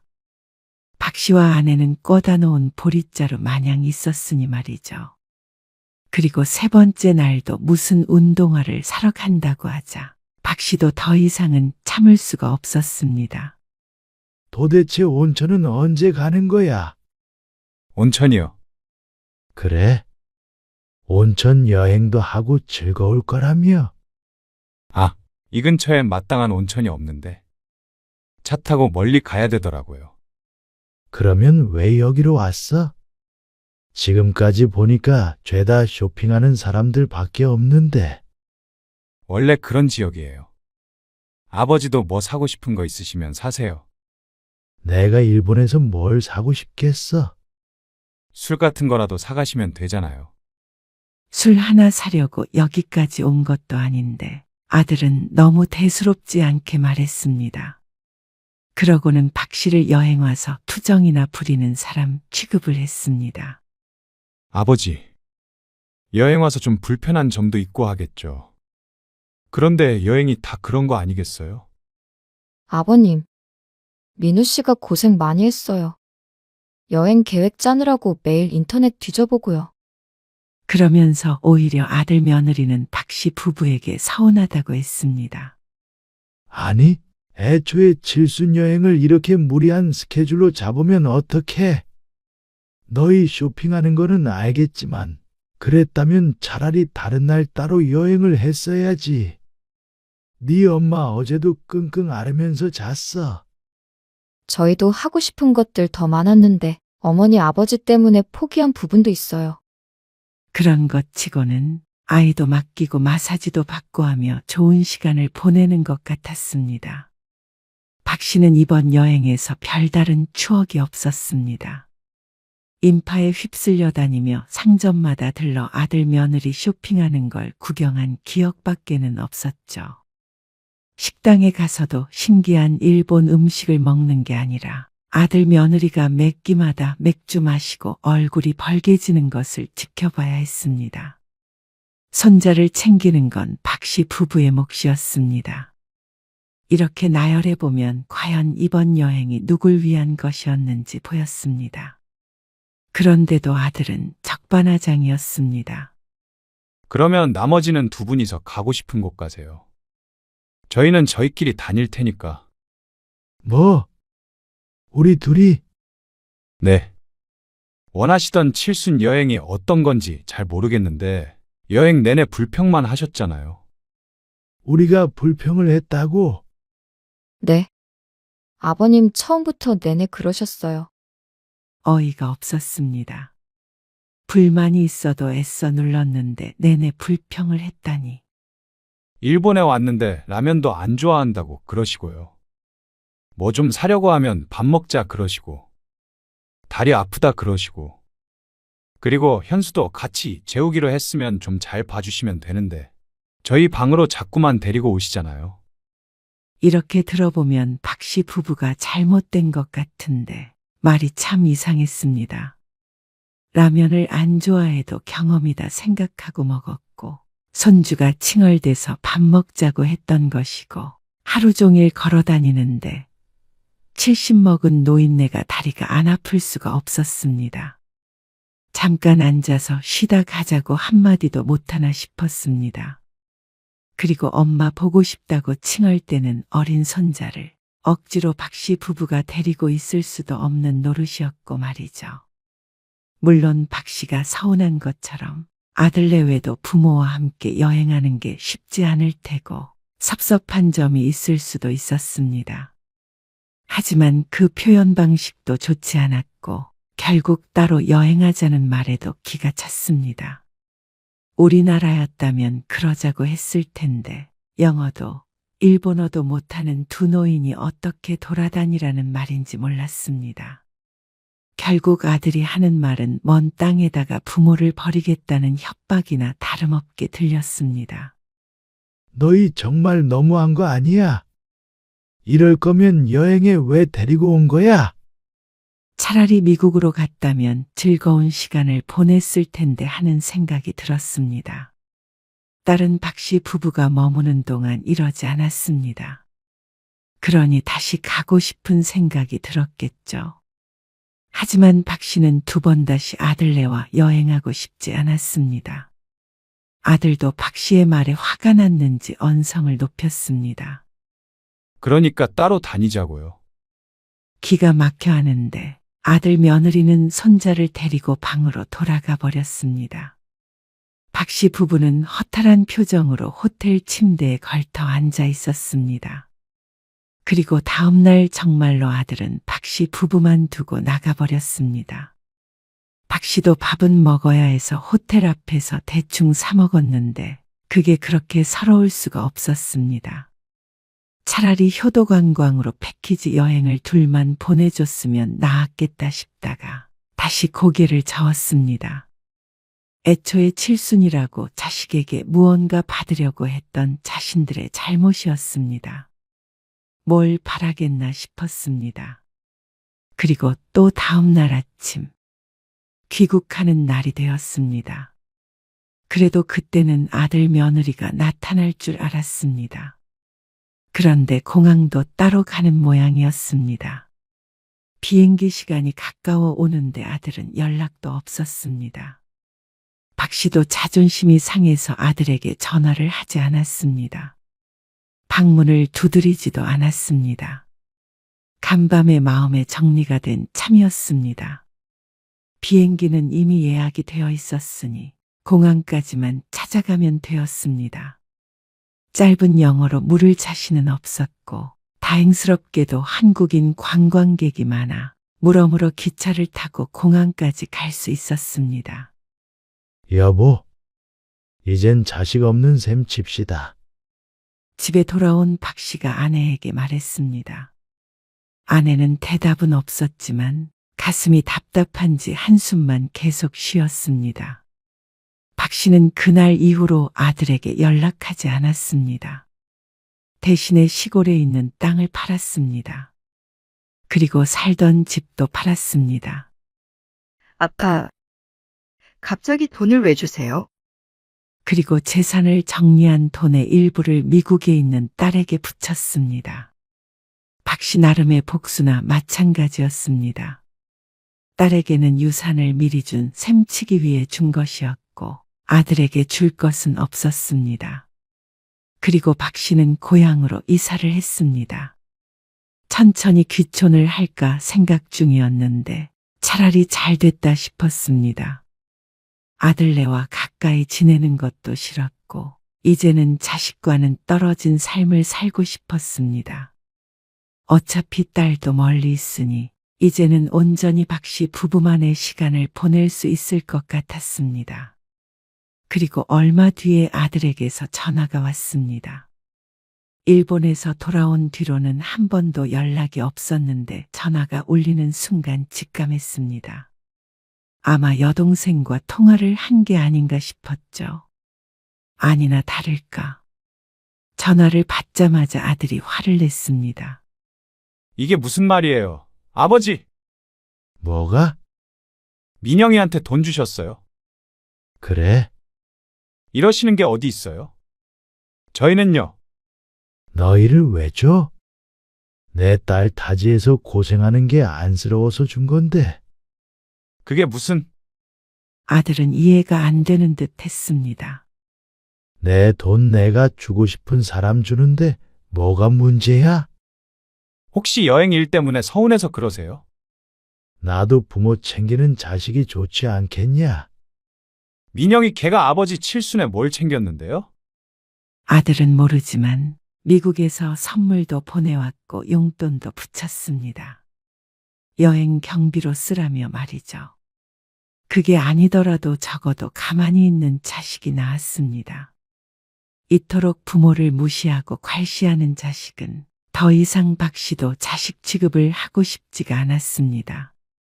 이제는 딸을 도와주는 것도 마지막으로 하고 자식들 일에선 손을 떼기로 했습니다. 그 편이 말년 정신 건강을 지키는 일인 듯 했습니다. 여행을 가고 싶다면 아내와 함께 갈 생각이었습니다. 일본 비행기 값이 10만 원도 안 한다던데 그것 때문에 아들과 그렇게 다퉜나 생각하면 후회스러웠습니다. 그깟 여행 내 돈 주고 가서 행복한 추억만 만들고 오면 그만이었습니다. 정말 후회 안 하시죠? 여러 가지 뜻이 담긴 말인 듯 했습니다. 아마도 이번 일로 연을 끊기라도 할 모양이었습니다. 하지만 이런 관계는 박 씨도 사양이었습니다. 더 이상 이기적인 자식에게 질질 끌려다닐 생각이 없었습니다. 그래? 너도 네가 한 행동들 후회하지 말아라. 부디. 그러고 전화를 끊었습니다. 이게 마지막일지 아닐지는 모르겠지만 적어도 한동안은 아들 목소리 들을 일도 얼굴을 볼 일도 없을 것이었습니다.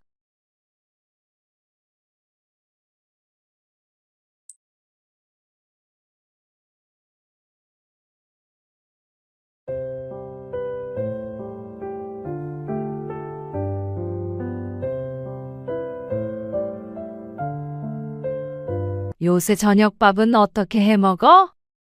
반찬 좀 해줄까? 동원이한테 퇴근길에 가져가라고 그러고. 자꾸 우리 집에서 먹는 것보다 그게 낫지 않어? 아니요. 번거롭게 그러실 필요 없어요.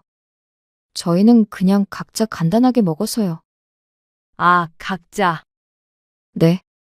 서로 먹는 메뉴가 달라요. 전 평소에 다이어트식 먹거든요. 아, 그래도 동원이가 쓰러졌다니까 마음에 걸리네. 아침은 그렇다 쳐도 저녁밥 한 끼 정도는 제대로 먹어야 되지 않나 싶어서. 일하고 들어오면 힘들잖아. 어머님, 집에 있는 사람도 힘들어요. 밥 정도는 각자 해 먹을 수 있고요. 저희도 저희만의 방식이 있는 거잖아요. 아, 그렇지. 근데 동원이가 제대로 못 먹으니까 하는 소리지. 그건 못 챙겨 먹는 사람 잘못이죠. 왜 저한테 그러세요? 저는 동원 씨 엄마가 아니고 와이프예요. 오늘 이야기 속 주인공은 65세 신미경 씨입니다. 그리고 그녀의 아들과 며느리에 관한 이야기이죠. 신 씨는 아들도 며느리도 하나였지만 이제는 신 씨에겐 아들도 며느리도 없다고 생각하고 살아갈 작정이었습니다. 효도까진 바라지도 않았는데 가슴에 대못을 박는 아들 내외는 신 씨도 더는 상종하고 싶지 않았습니다.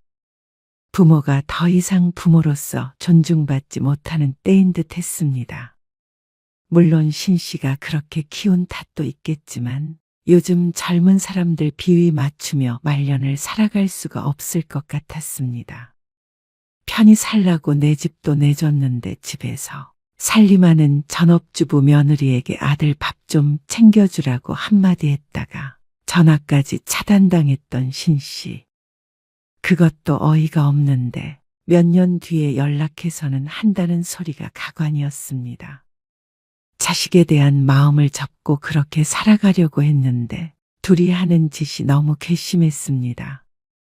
부모의 단물만 빨아먹고 자식 도리는 어느 것도 하지 않으려는 며느리. 그리고 내 아들. 이런 게 여태 키운 자식이라면 이제는 더 이상 자식 없이 살고 싶었습니다.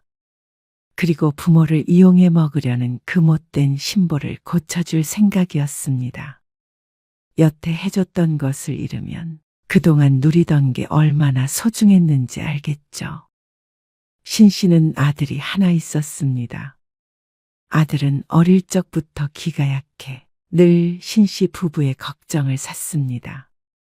그러면 반대로 기가 센 여자를 만나면 좋지 않을까 하는 생각을 어렴풋이 했습니다.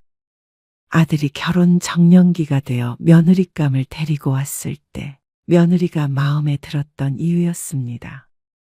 처음 며느리를 봤을 때만 해도 그리 나쁘게 보이지 않았습니다. 얼굴은 단정했고 말씨는 조심스러워 보였습니다. 그래서 앞으로 잘 지낼 수 있을 거라고 생각했습니다. 하지만 함께 시간을 보내면서 조금씩 보였던 그 당돌함. 그리고 무언의 선긋기. 역시 요즘 젊은 세대는 젊은 세대다 싶었죠. 그러면 동아 아파트에서 신혼생활 시작해? 엄마 아빠 집에서요? 그래. 그쪽에서도 한 푼도 못 보태는데 우리가 집 한 채 턱하니 사줄 형편까지는 안 되니까 거기서 들어가 살면서 돈 모아. 아, 돈 모아서 나오라고요? 그러면 나와야지. 아들은 신 씨의 말에 어쩐지 실망한 듯한 기색이었습니다. 전세를 주고 있던 신 씨 부부의 아파트가 2달 뒤에 만기인데 퇴거하겠다고 임차인에게 연락 온 지 얼마 안 된 상태였습니다. 사실 다음 세입자를 구하려고 했습니다. 그리고 아들이 결혼할 때는 상대방 쪽에서 반씩하자고 하면 그 정도 의향은 있었습니다. 그런데 집 한 채를 사달라고 한다면 조금 말이 달랐습니다. 이왕 이렇게 된 거, 양가의 지원 없이 살면 되지 않나 싶었습니다. 그래도 조금 부담을 덜어주고자 전세금을 받지 않고 신 씨의 아파트에서 살게 하려고 했습니다. 어차피 전세금 안 받으실 거면 주시면 안 돼요? 하지만 아들은 그걸로 부족한 모양이었습니다. 집을 달라고. 신 씨 부부가 주식을 하는 것도 아니었고 남들처럼 부동산 여기저기에 투자를 한 것도 아니었습니다. 그 아파트는 나름의 노후재산으로 마련한 것이었기 때문에 그걸 아들에게 덜컥 줘버릴 수는 없다고 생각했습니다. 남편도 은퇴를 해서 다른 일을 하고 있는데 좀 더 나이가 들면 벌이는 점점 줄어들 테니 말이죠. 그건 우리 노후 자금인데 다 줘버릴 순 없지. 그래도 어차피 저희가 사는 거 명의만 바꿔주시면 되잖아요. 우리 죽거든 가져가. 그리고 너희 돈 모으면 나가야지. 나가라고요? 그래. 대신에 돈 모아서 나갈 때 집 사게 되면 그때 엄마 아빠가 좀 보태줄게. 그러자 며느리의 얼굴에 다시 화색이 돌았습니다. 며느리는 처음엔 실망하는 듯 했지만 그래도 집값 들이지 않고 신혼을 시작하는 것에는 불만이 없는 것 같았습니다. 며느리는 결혼 후 3개월쯤 지나서 다니던 직장을 그만뒀습니다. 이제 슬슬 아이 가질 준비를 하려고요. 그렇다고 일을 그만둬? 신 씨가 의아하게 물었습니다. 아이가 안 생겨서 병원에 다니는 것도 아니고 직장을 그만두고 아이 가질 준비를 해야 하나 싶었습니다. 요즘 세상에 말이죠. 휴직이 아니라 그만두는 것이라면 나중에는 다시 복직할 수 없을 테니 조금 걱정스럽기도 했습니다. 네. 좀 여유가 있어야죠. 그래. 너희가 알아서 잘하겠지. 그 말밖에는 신 씨가 부모로서 할 말이 없었습니다. 둘이 알아서 할 문제라고 생각했습니다. 막말로 아이를 안 가진다고 하더라도 가져라 마라 할 수도 없는 것이었고 말이죠. 어머님, 살아보니까 동네가 너무 좋더라고요. 그래? 네. 산책하면서 보니까 초등학교도 길 안 건너고 갈 수 있고요. 저희 집 바로 앞쪽에 놀이터가 있어서 애 키우기에도 너무 좋을 것 같아요. 그래. 거기가 신혼부부한테 인기가 많은 아파트라고 하더라고. 그래서 전세를 내놓으면 일주일도 안 돼서 계약이 되곤 했습니다. 여기서 계속 사는 것도 나쁘지 않을 것 같아요. 그러면서 애교스러운 웃음을 흘리는 며느리. 무슨 뜻인지 신 씨는 알고 있었습니다. 그래. 얼른 돈 벌어서 그 아파트 사면 좋겠네. 그러자 며느리의 표정이 굳고 입이 튀어나왔습니다. 불만이 있어 보였습니다.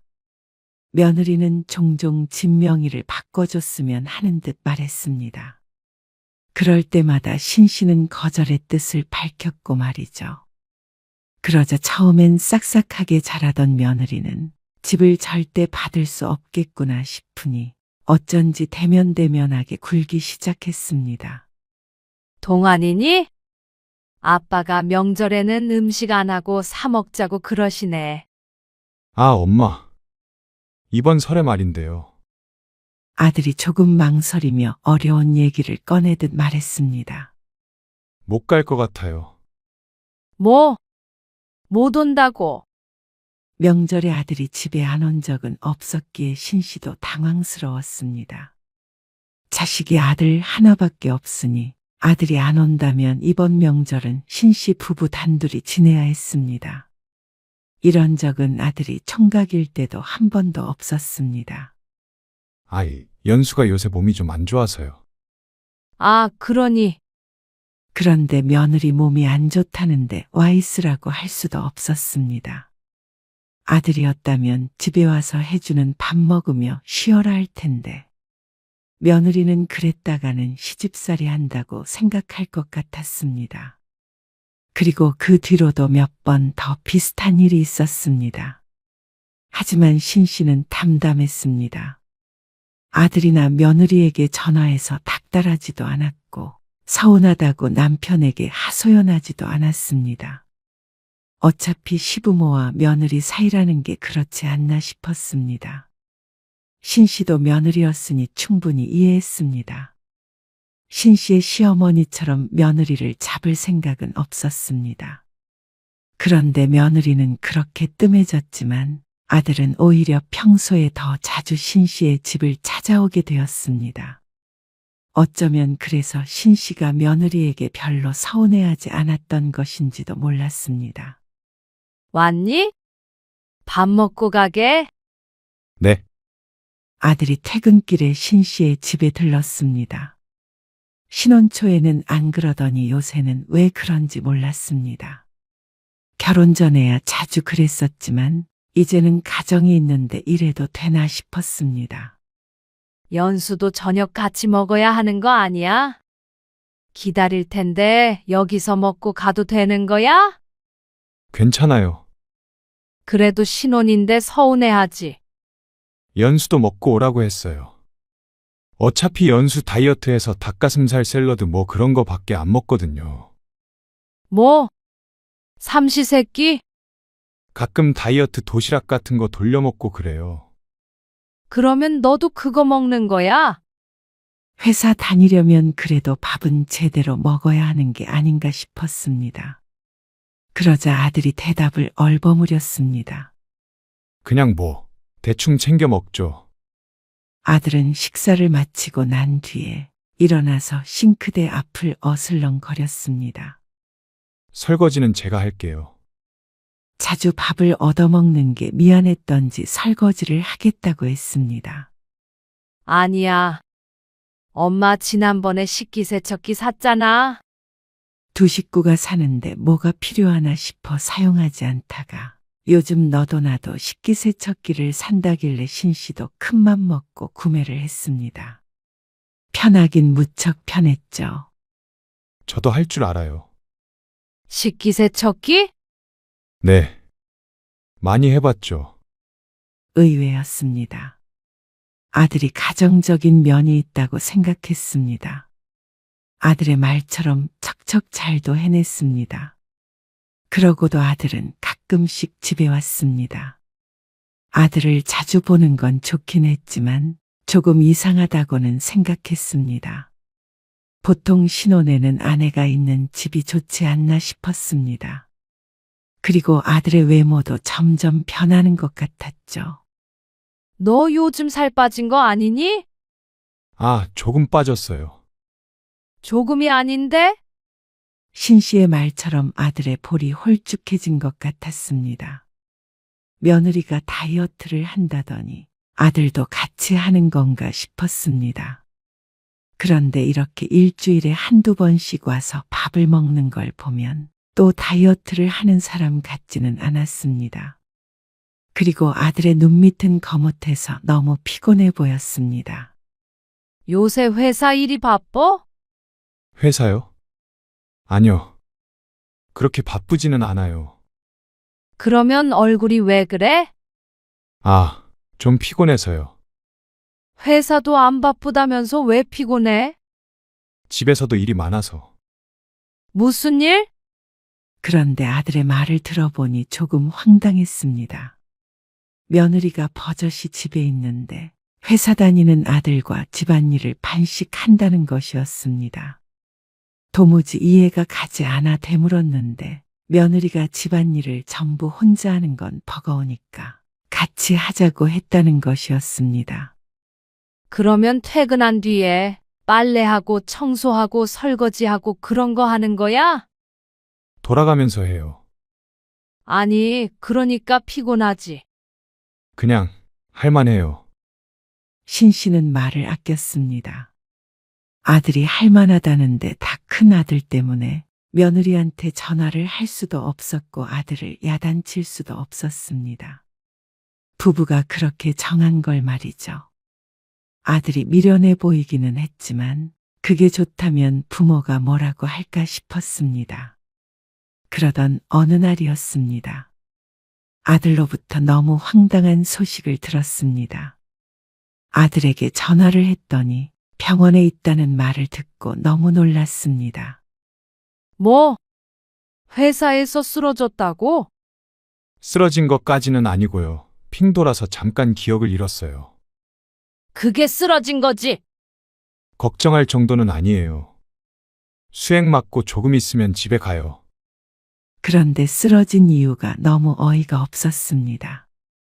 약한 영양실조 증상이 있다는 말이었습니다.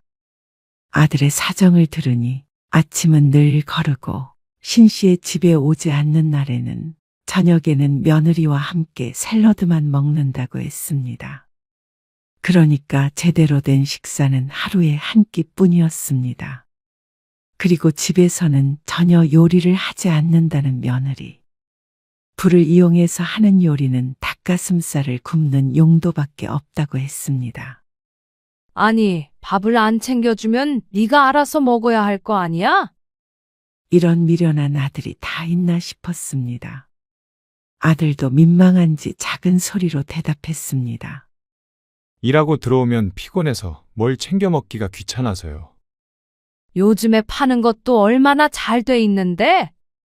배달이라도 시켜 먹지. 혼자 버는데 매일 배달시켜 먹을 수는 없죠. 그 말에 복장이 터지기 일보 직전이었습니다.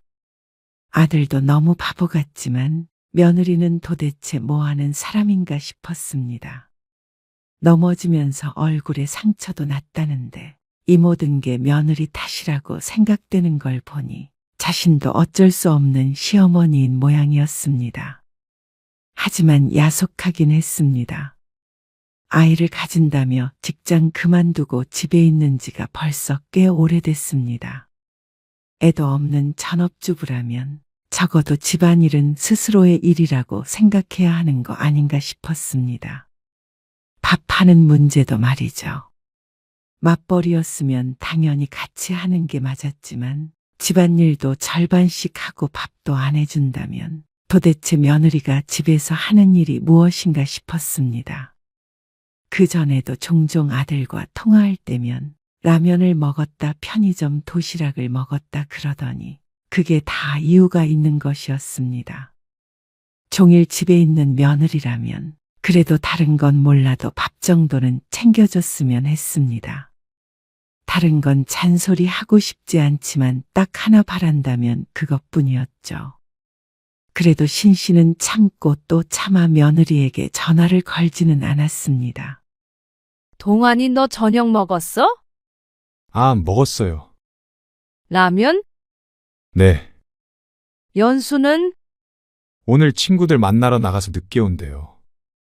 밥 잘 챙겨 먹으라고 했잖아. 반찬 가게에서 좀 사다 먹던가. 알겠어요. 알겠다고만 하지 말고. 네가 못하겠으면 연수한테 좀 해달라고 해. 그냥 밥은 각자 알아서 먹기로 했어요. 아들의 대답에 신씨만 열불이 나고 끝이었습니다. 그리고 다음 명절이 됐을 때였습니다. 자기야, 나 주스 좀 떠줘. 냉장고에 있는 것 같던데. 며느리의 말에 아들이 어슬렁거리며 일어나 부엌으로 왔습니다. 며느리는 아주 상전이 따로 없었습니다. 그전에는 그런 생각을 깊게 하지 않았는데 이제 보니 신씨의 아들을 제대로 부려먹는 것 같았습니다. 그걸 다 들어주는 아들도 답답했습니다. 부부 사이가 좋으면 당연히 좋은 것이지만 신씨 눈에는 아들이 종노릇을 하고 있는 것 같았습니다. 며느리는 명절에 와도 뭐 하나 제 손으로 하려고 하질 않았습니다. 음식을 시키지 않았으면 설거지라도 하는 신용을 해야 할 텐데 그것마저도 없었고 그런 분위기가 되면 아들의 옆구리를 푹 찔렀습니다.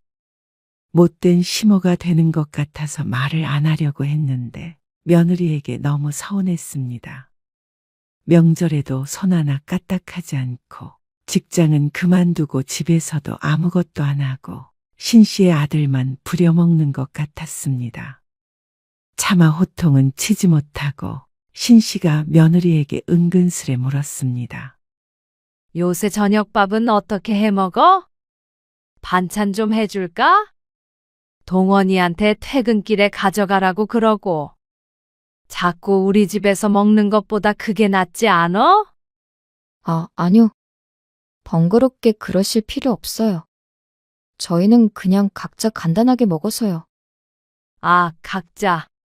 네. 서로 먹는 메뉴가 달라요. 전 평소에 다이어트식 먹거든요. 아, 그래도 동원이가 쓰러졌다니까 마음에 걸리네. 아침은 그렇다 쳐도 저녁밥 한 끼 정도는 제대로 먹어야 되지 않나 싶어서. 며느리는 대답이 없었습니다. 일하고 들어오면 힘들잖아. 그러자 며느리가 정색하며 대꾸했습니다. 어머님, 집에 있는 사람도 힘들어요. 밥 정도는 각자 해 먹을 수 있고요. 저희도 저희만의 방식이 있는 거잖아요. 아, 그렇지. 근데 동원이가 제대로 못 먹으니까 하는 소리지.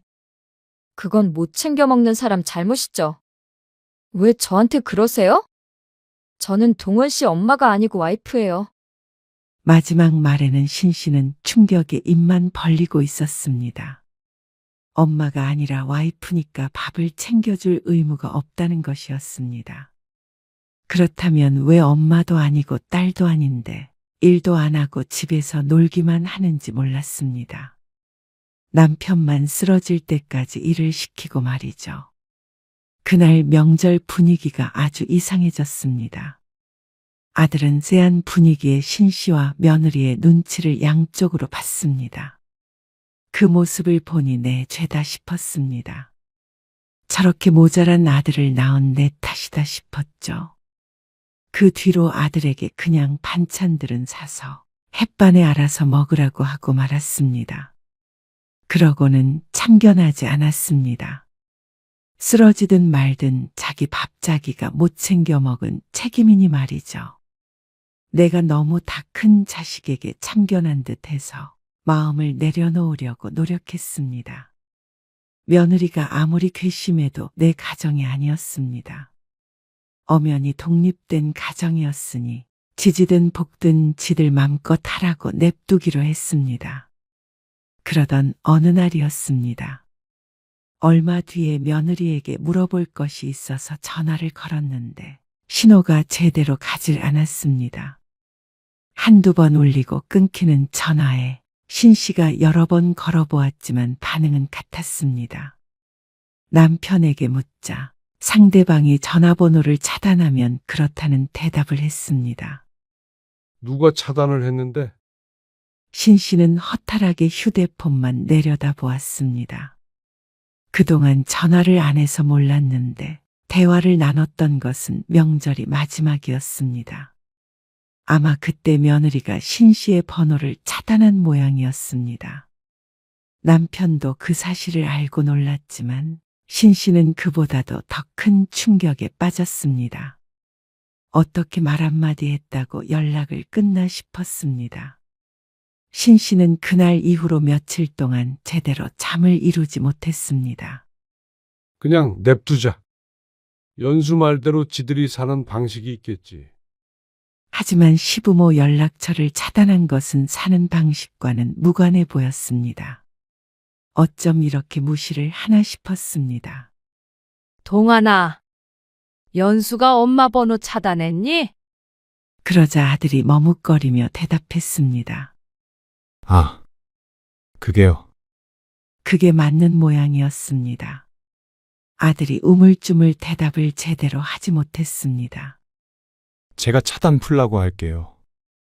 참 기가 막혔습니다. 아들도 똑같았습니다.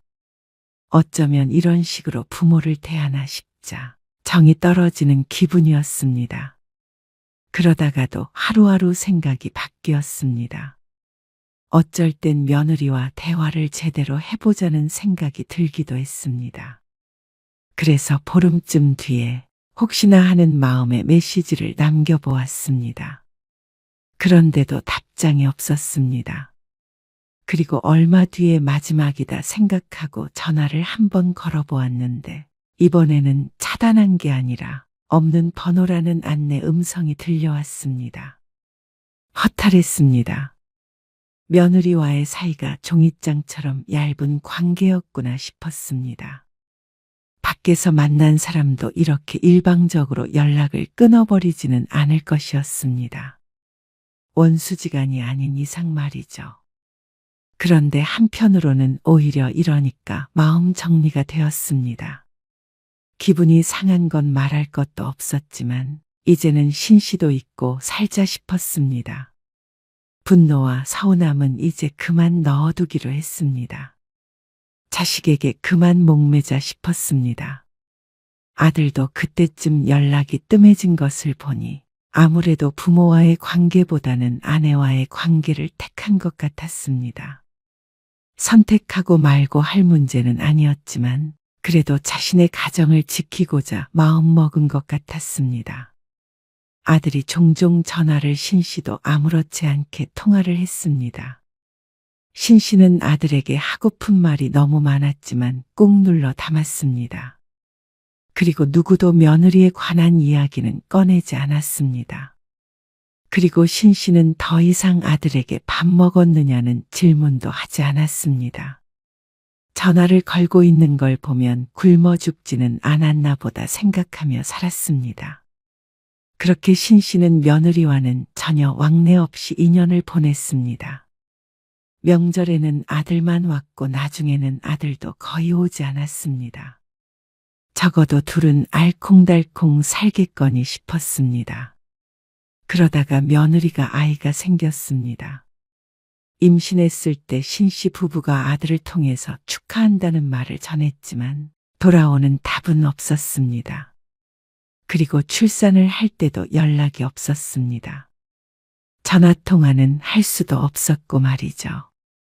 중간에서 아들도 갈팡질팡하더니 손주 보러 오라는 소리는 한 번도 하지 않았습니다.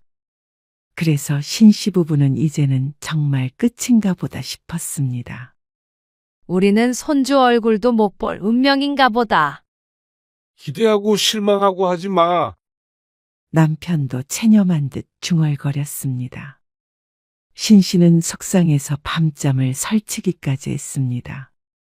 못난 아들이 원망스러웠습니다. 그리고 신씨 부부는 정말 자식에 관한 일은 모두 다 포기했습니다. 지들끼리 알아서 지들 방식대로 살겠다는데 그만 기웃거리자 싶었습니다. 먼저 연을 끄는 건 자식이기 때문에 죄책감도 갖지 말자 생각했죠. 처음부터 마음먹은 대로 된 것은 아니었지만 그래도 시간이 어느 정도 해결해 주었습니다. 내 품에서 떠나보냈다고 생각하니 아들에 대한 생각도 별로 안 하고 살게 됐습니다. 자식도 내 품에 있어야 자식이지. 그런 생각을 하게 되자 마음속에 여유가 생기고 모든 걸 초탈한 것 같았죠. 우리 인생 삽시다. 자식이 별거 있나? 그래서 며느리의 출산을 기점으로 아들 며느리와는 완전히 멀어졌습니다. 그리고 1년 정도의 시간이 흘렀습니다. 신씨 부부는 꽤 잘 지내고 있었습니다. 그러던 어느 날이었습니다. 주말 아침부터 전화가 울렸습니다. 익숙한 번호였습니다. 아들이었죠. 이름 대신에 숫자만 뜬 이유는 신씨가 연락처에서 아들의 이름을 지워버렸기 때문이었습니다. 엄마, 혹시 시간 되세요? 무슨 시간? 아들은 할 말이 있다고 했습니다. 그래서 신씨의 집으로 오겠다는 걸 신씨가 거절했습니다. 전화로 얘기해. 그러자 아들이 한참 뒤에 용건을 말했습니다. 그리고 그 용건이라는 게 참 황당했죠. 연수가 다시 일을 하고 싶대요. 그게 갑자기 전화해서 무슨 말인가 싶었습니다. 집에서 애만 봐서 그런지 너무 우울하대요. 쌍둥이 육아에 지친 며느리가 차라리 일을 하겠다고 선언했다고 했습니다. 그래. 너무나 간단한 대답에 아들이 당황한 듯 했습니다. 그래서 제가 전화드린 이유는 설마 도와달라는 건 아니지. 그러자 입이 꾹 다물렸습니다. 동안이 네가 회사 쉬고 키우면 되겠네. 아, 그것도 생각해봤는데 경제적으로 그게 좀 힘들 것 같아요. 연수가 다시 취직해도 벌이가 크지 않을 테니까요. 그리고 이사도 준비하고 있어서요. 좀 빠듯해요. 애들이 커가니까 집이 점점 좁아질 것 같다고 했습니다. 그런데 그런 부수적인 일들은 알고 싶지 않았습니다. 제 생각은 이 집 전세를 주고 그 돈을 보태서 저희가 엄마 집 근처로 이사를 가면 어떨까 해요. 뭐? 그러면 저희도 엄마 아빠 자주 뵐 수 있고 엄마 아빠도 손주도 가까이서 볼 수 있으니까요. 누굴 바보로 아나 싶었습니다. 신씨 부부에게 좋은 게 하나도 없었습니다. 만난 적도 없는 쌍둥이 손주 육아도 해줘야 하고 내 집 전세금 받은 걸 아들네 집 사는데 보태야 한다는데 말이죠. 그걸 좋은 생각인 듯 말하고 있는 아들이 어이가 없었습니다. 뭐 이런 애들이 다 있나 싶었습니다. 말도 안 되는 소리인 거 알고 있지? 엄마 아빠도 애들 보고 싶지 않으세요? 이제 와서 이제 와서 무슨 손주가 보고 싶고 말고 할까요? 차라리 애 낳고 다시 왕래를 했다면 못 이기는 척 손주도 봐주고 했을지도 몰랐습니다. 그런데 자기들 필요할 때가 되니 슬금슬금 연락하는 아들이 사람처럼 보이지 않았습니다. 나는 너희가 바라는 것 중에서 아무것도 해줄 수가 없다. 엄마, 지금까지 살던 대로 각자 살자. 나도 너희한테 바라는 거 없으니까. 그러고서 전화를 끊었는데 어쩐지 호흡이 거세지는 듯 했습니다. 오랜만에 전화해서 염장을 지르니 화가 안 날 수가 없었습니다. 신씨는 애써 숨을 가다듬었습니다. 자식 때문에 열을 낼 필요도 가치도 없었습니다. 그런데 며칠 뒤에 며느리한테서 메시지가 왔습니다. 모르는 번호라 처음에는 누군지도 몰랐죠. 어머님 죄송해요. 그때 제가 너무 예민했어요. 다시 잘하고 싶어요. 앞으로 어머님, 아버님께 잘할게요. 당연히 답장은 하지 않았습니다. 다시 뭘 잘해보나 싶었습니다. 헤어진 연인도 아니고 말이죠. 그 뒤로 전화도 2번 왔었는데 받지 않았습니다. 그러니까 아들 며느리가 집까지 찾아왔습니다. 도대체 몇 년 만인지 몰랐습니다. 며느리는 단정하게 차려입고 케이크와 과일 바구니까지 들고 왔습니다. 꼭 처음 인사하러 온 새댁 같았습니다. 그리고 손주들까지 데리고 왔습니다. 신씨는 그곳으로 눈길은 갔지만 내 손주가 아니라고 생각했습니다. 어머님, 정말 죄송했어요. 그땐 제가 철이 없었어요. 실수라고 생각해 주세요. 신씨는 고개를 들고 며느리를 바라봤습니다. 그리고 냉정하게 말했습니다.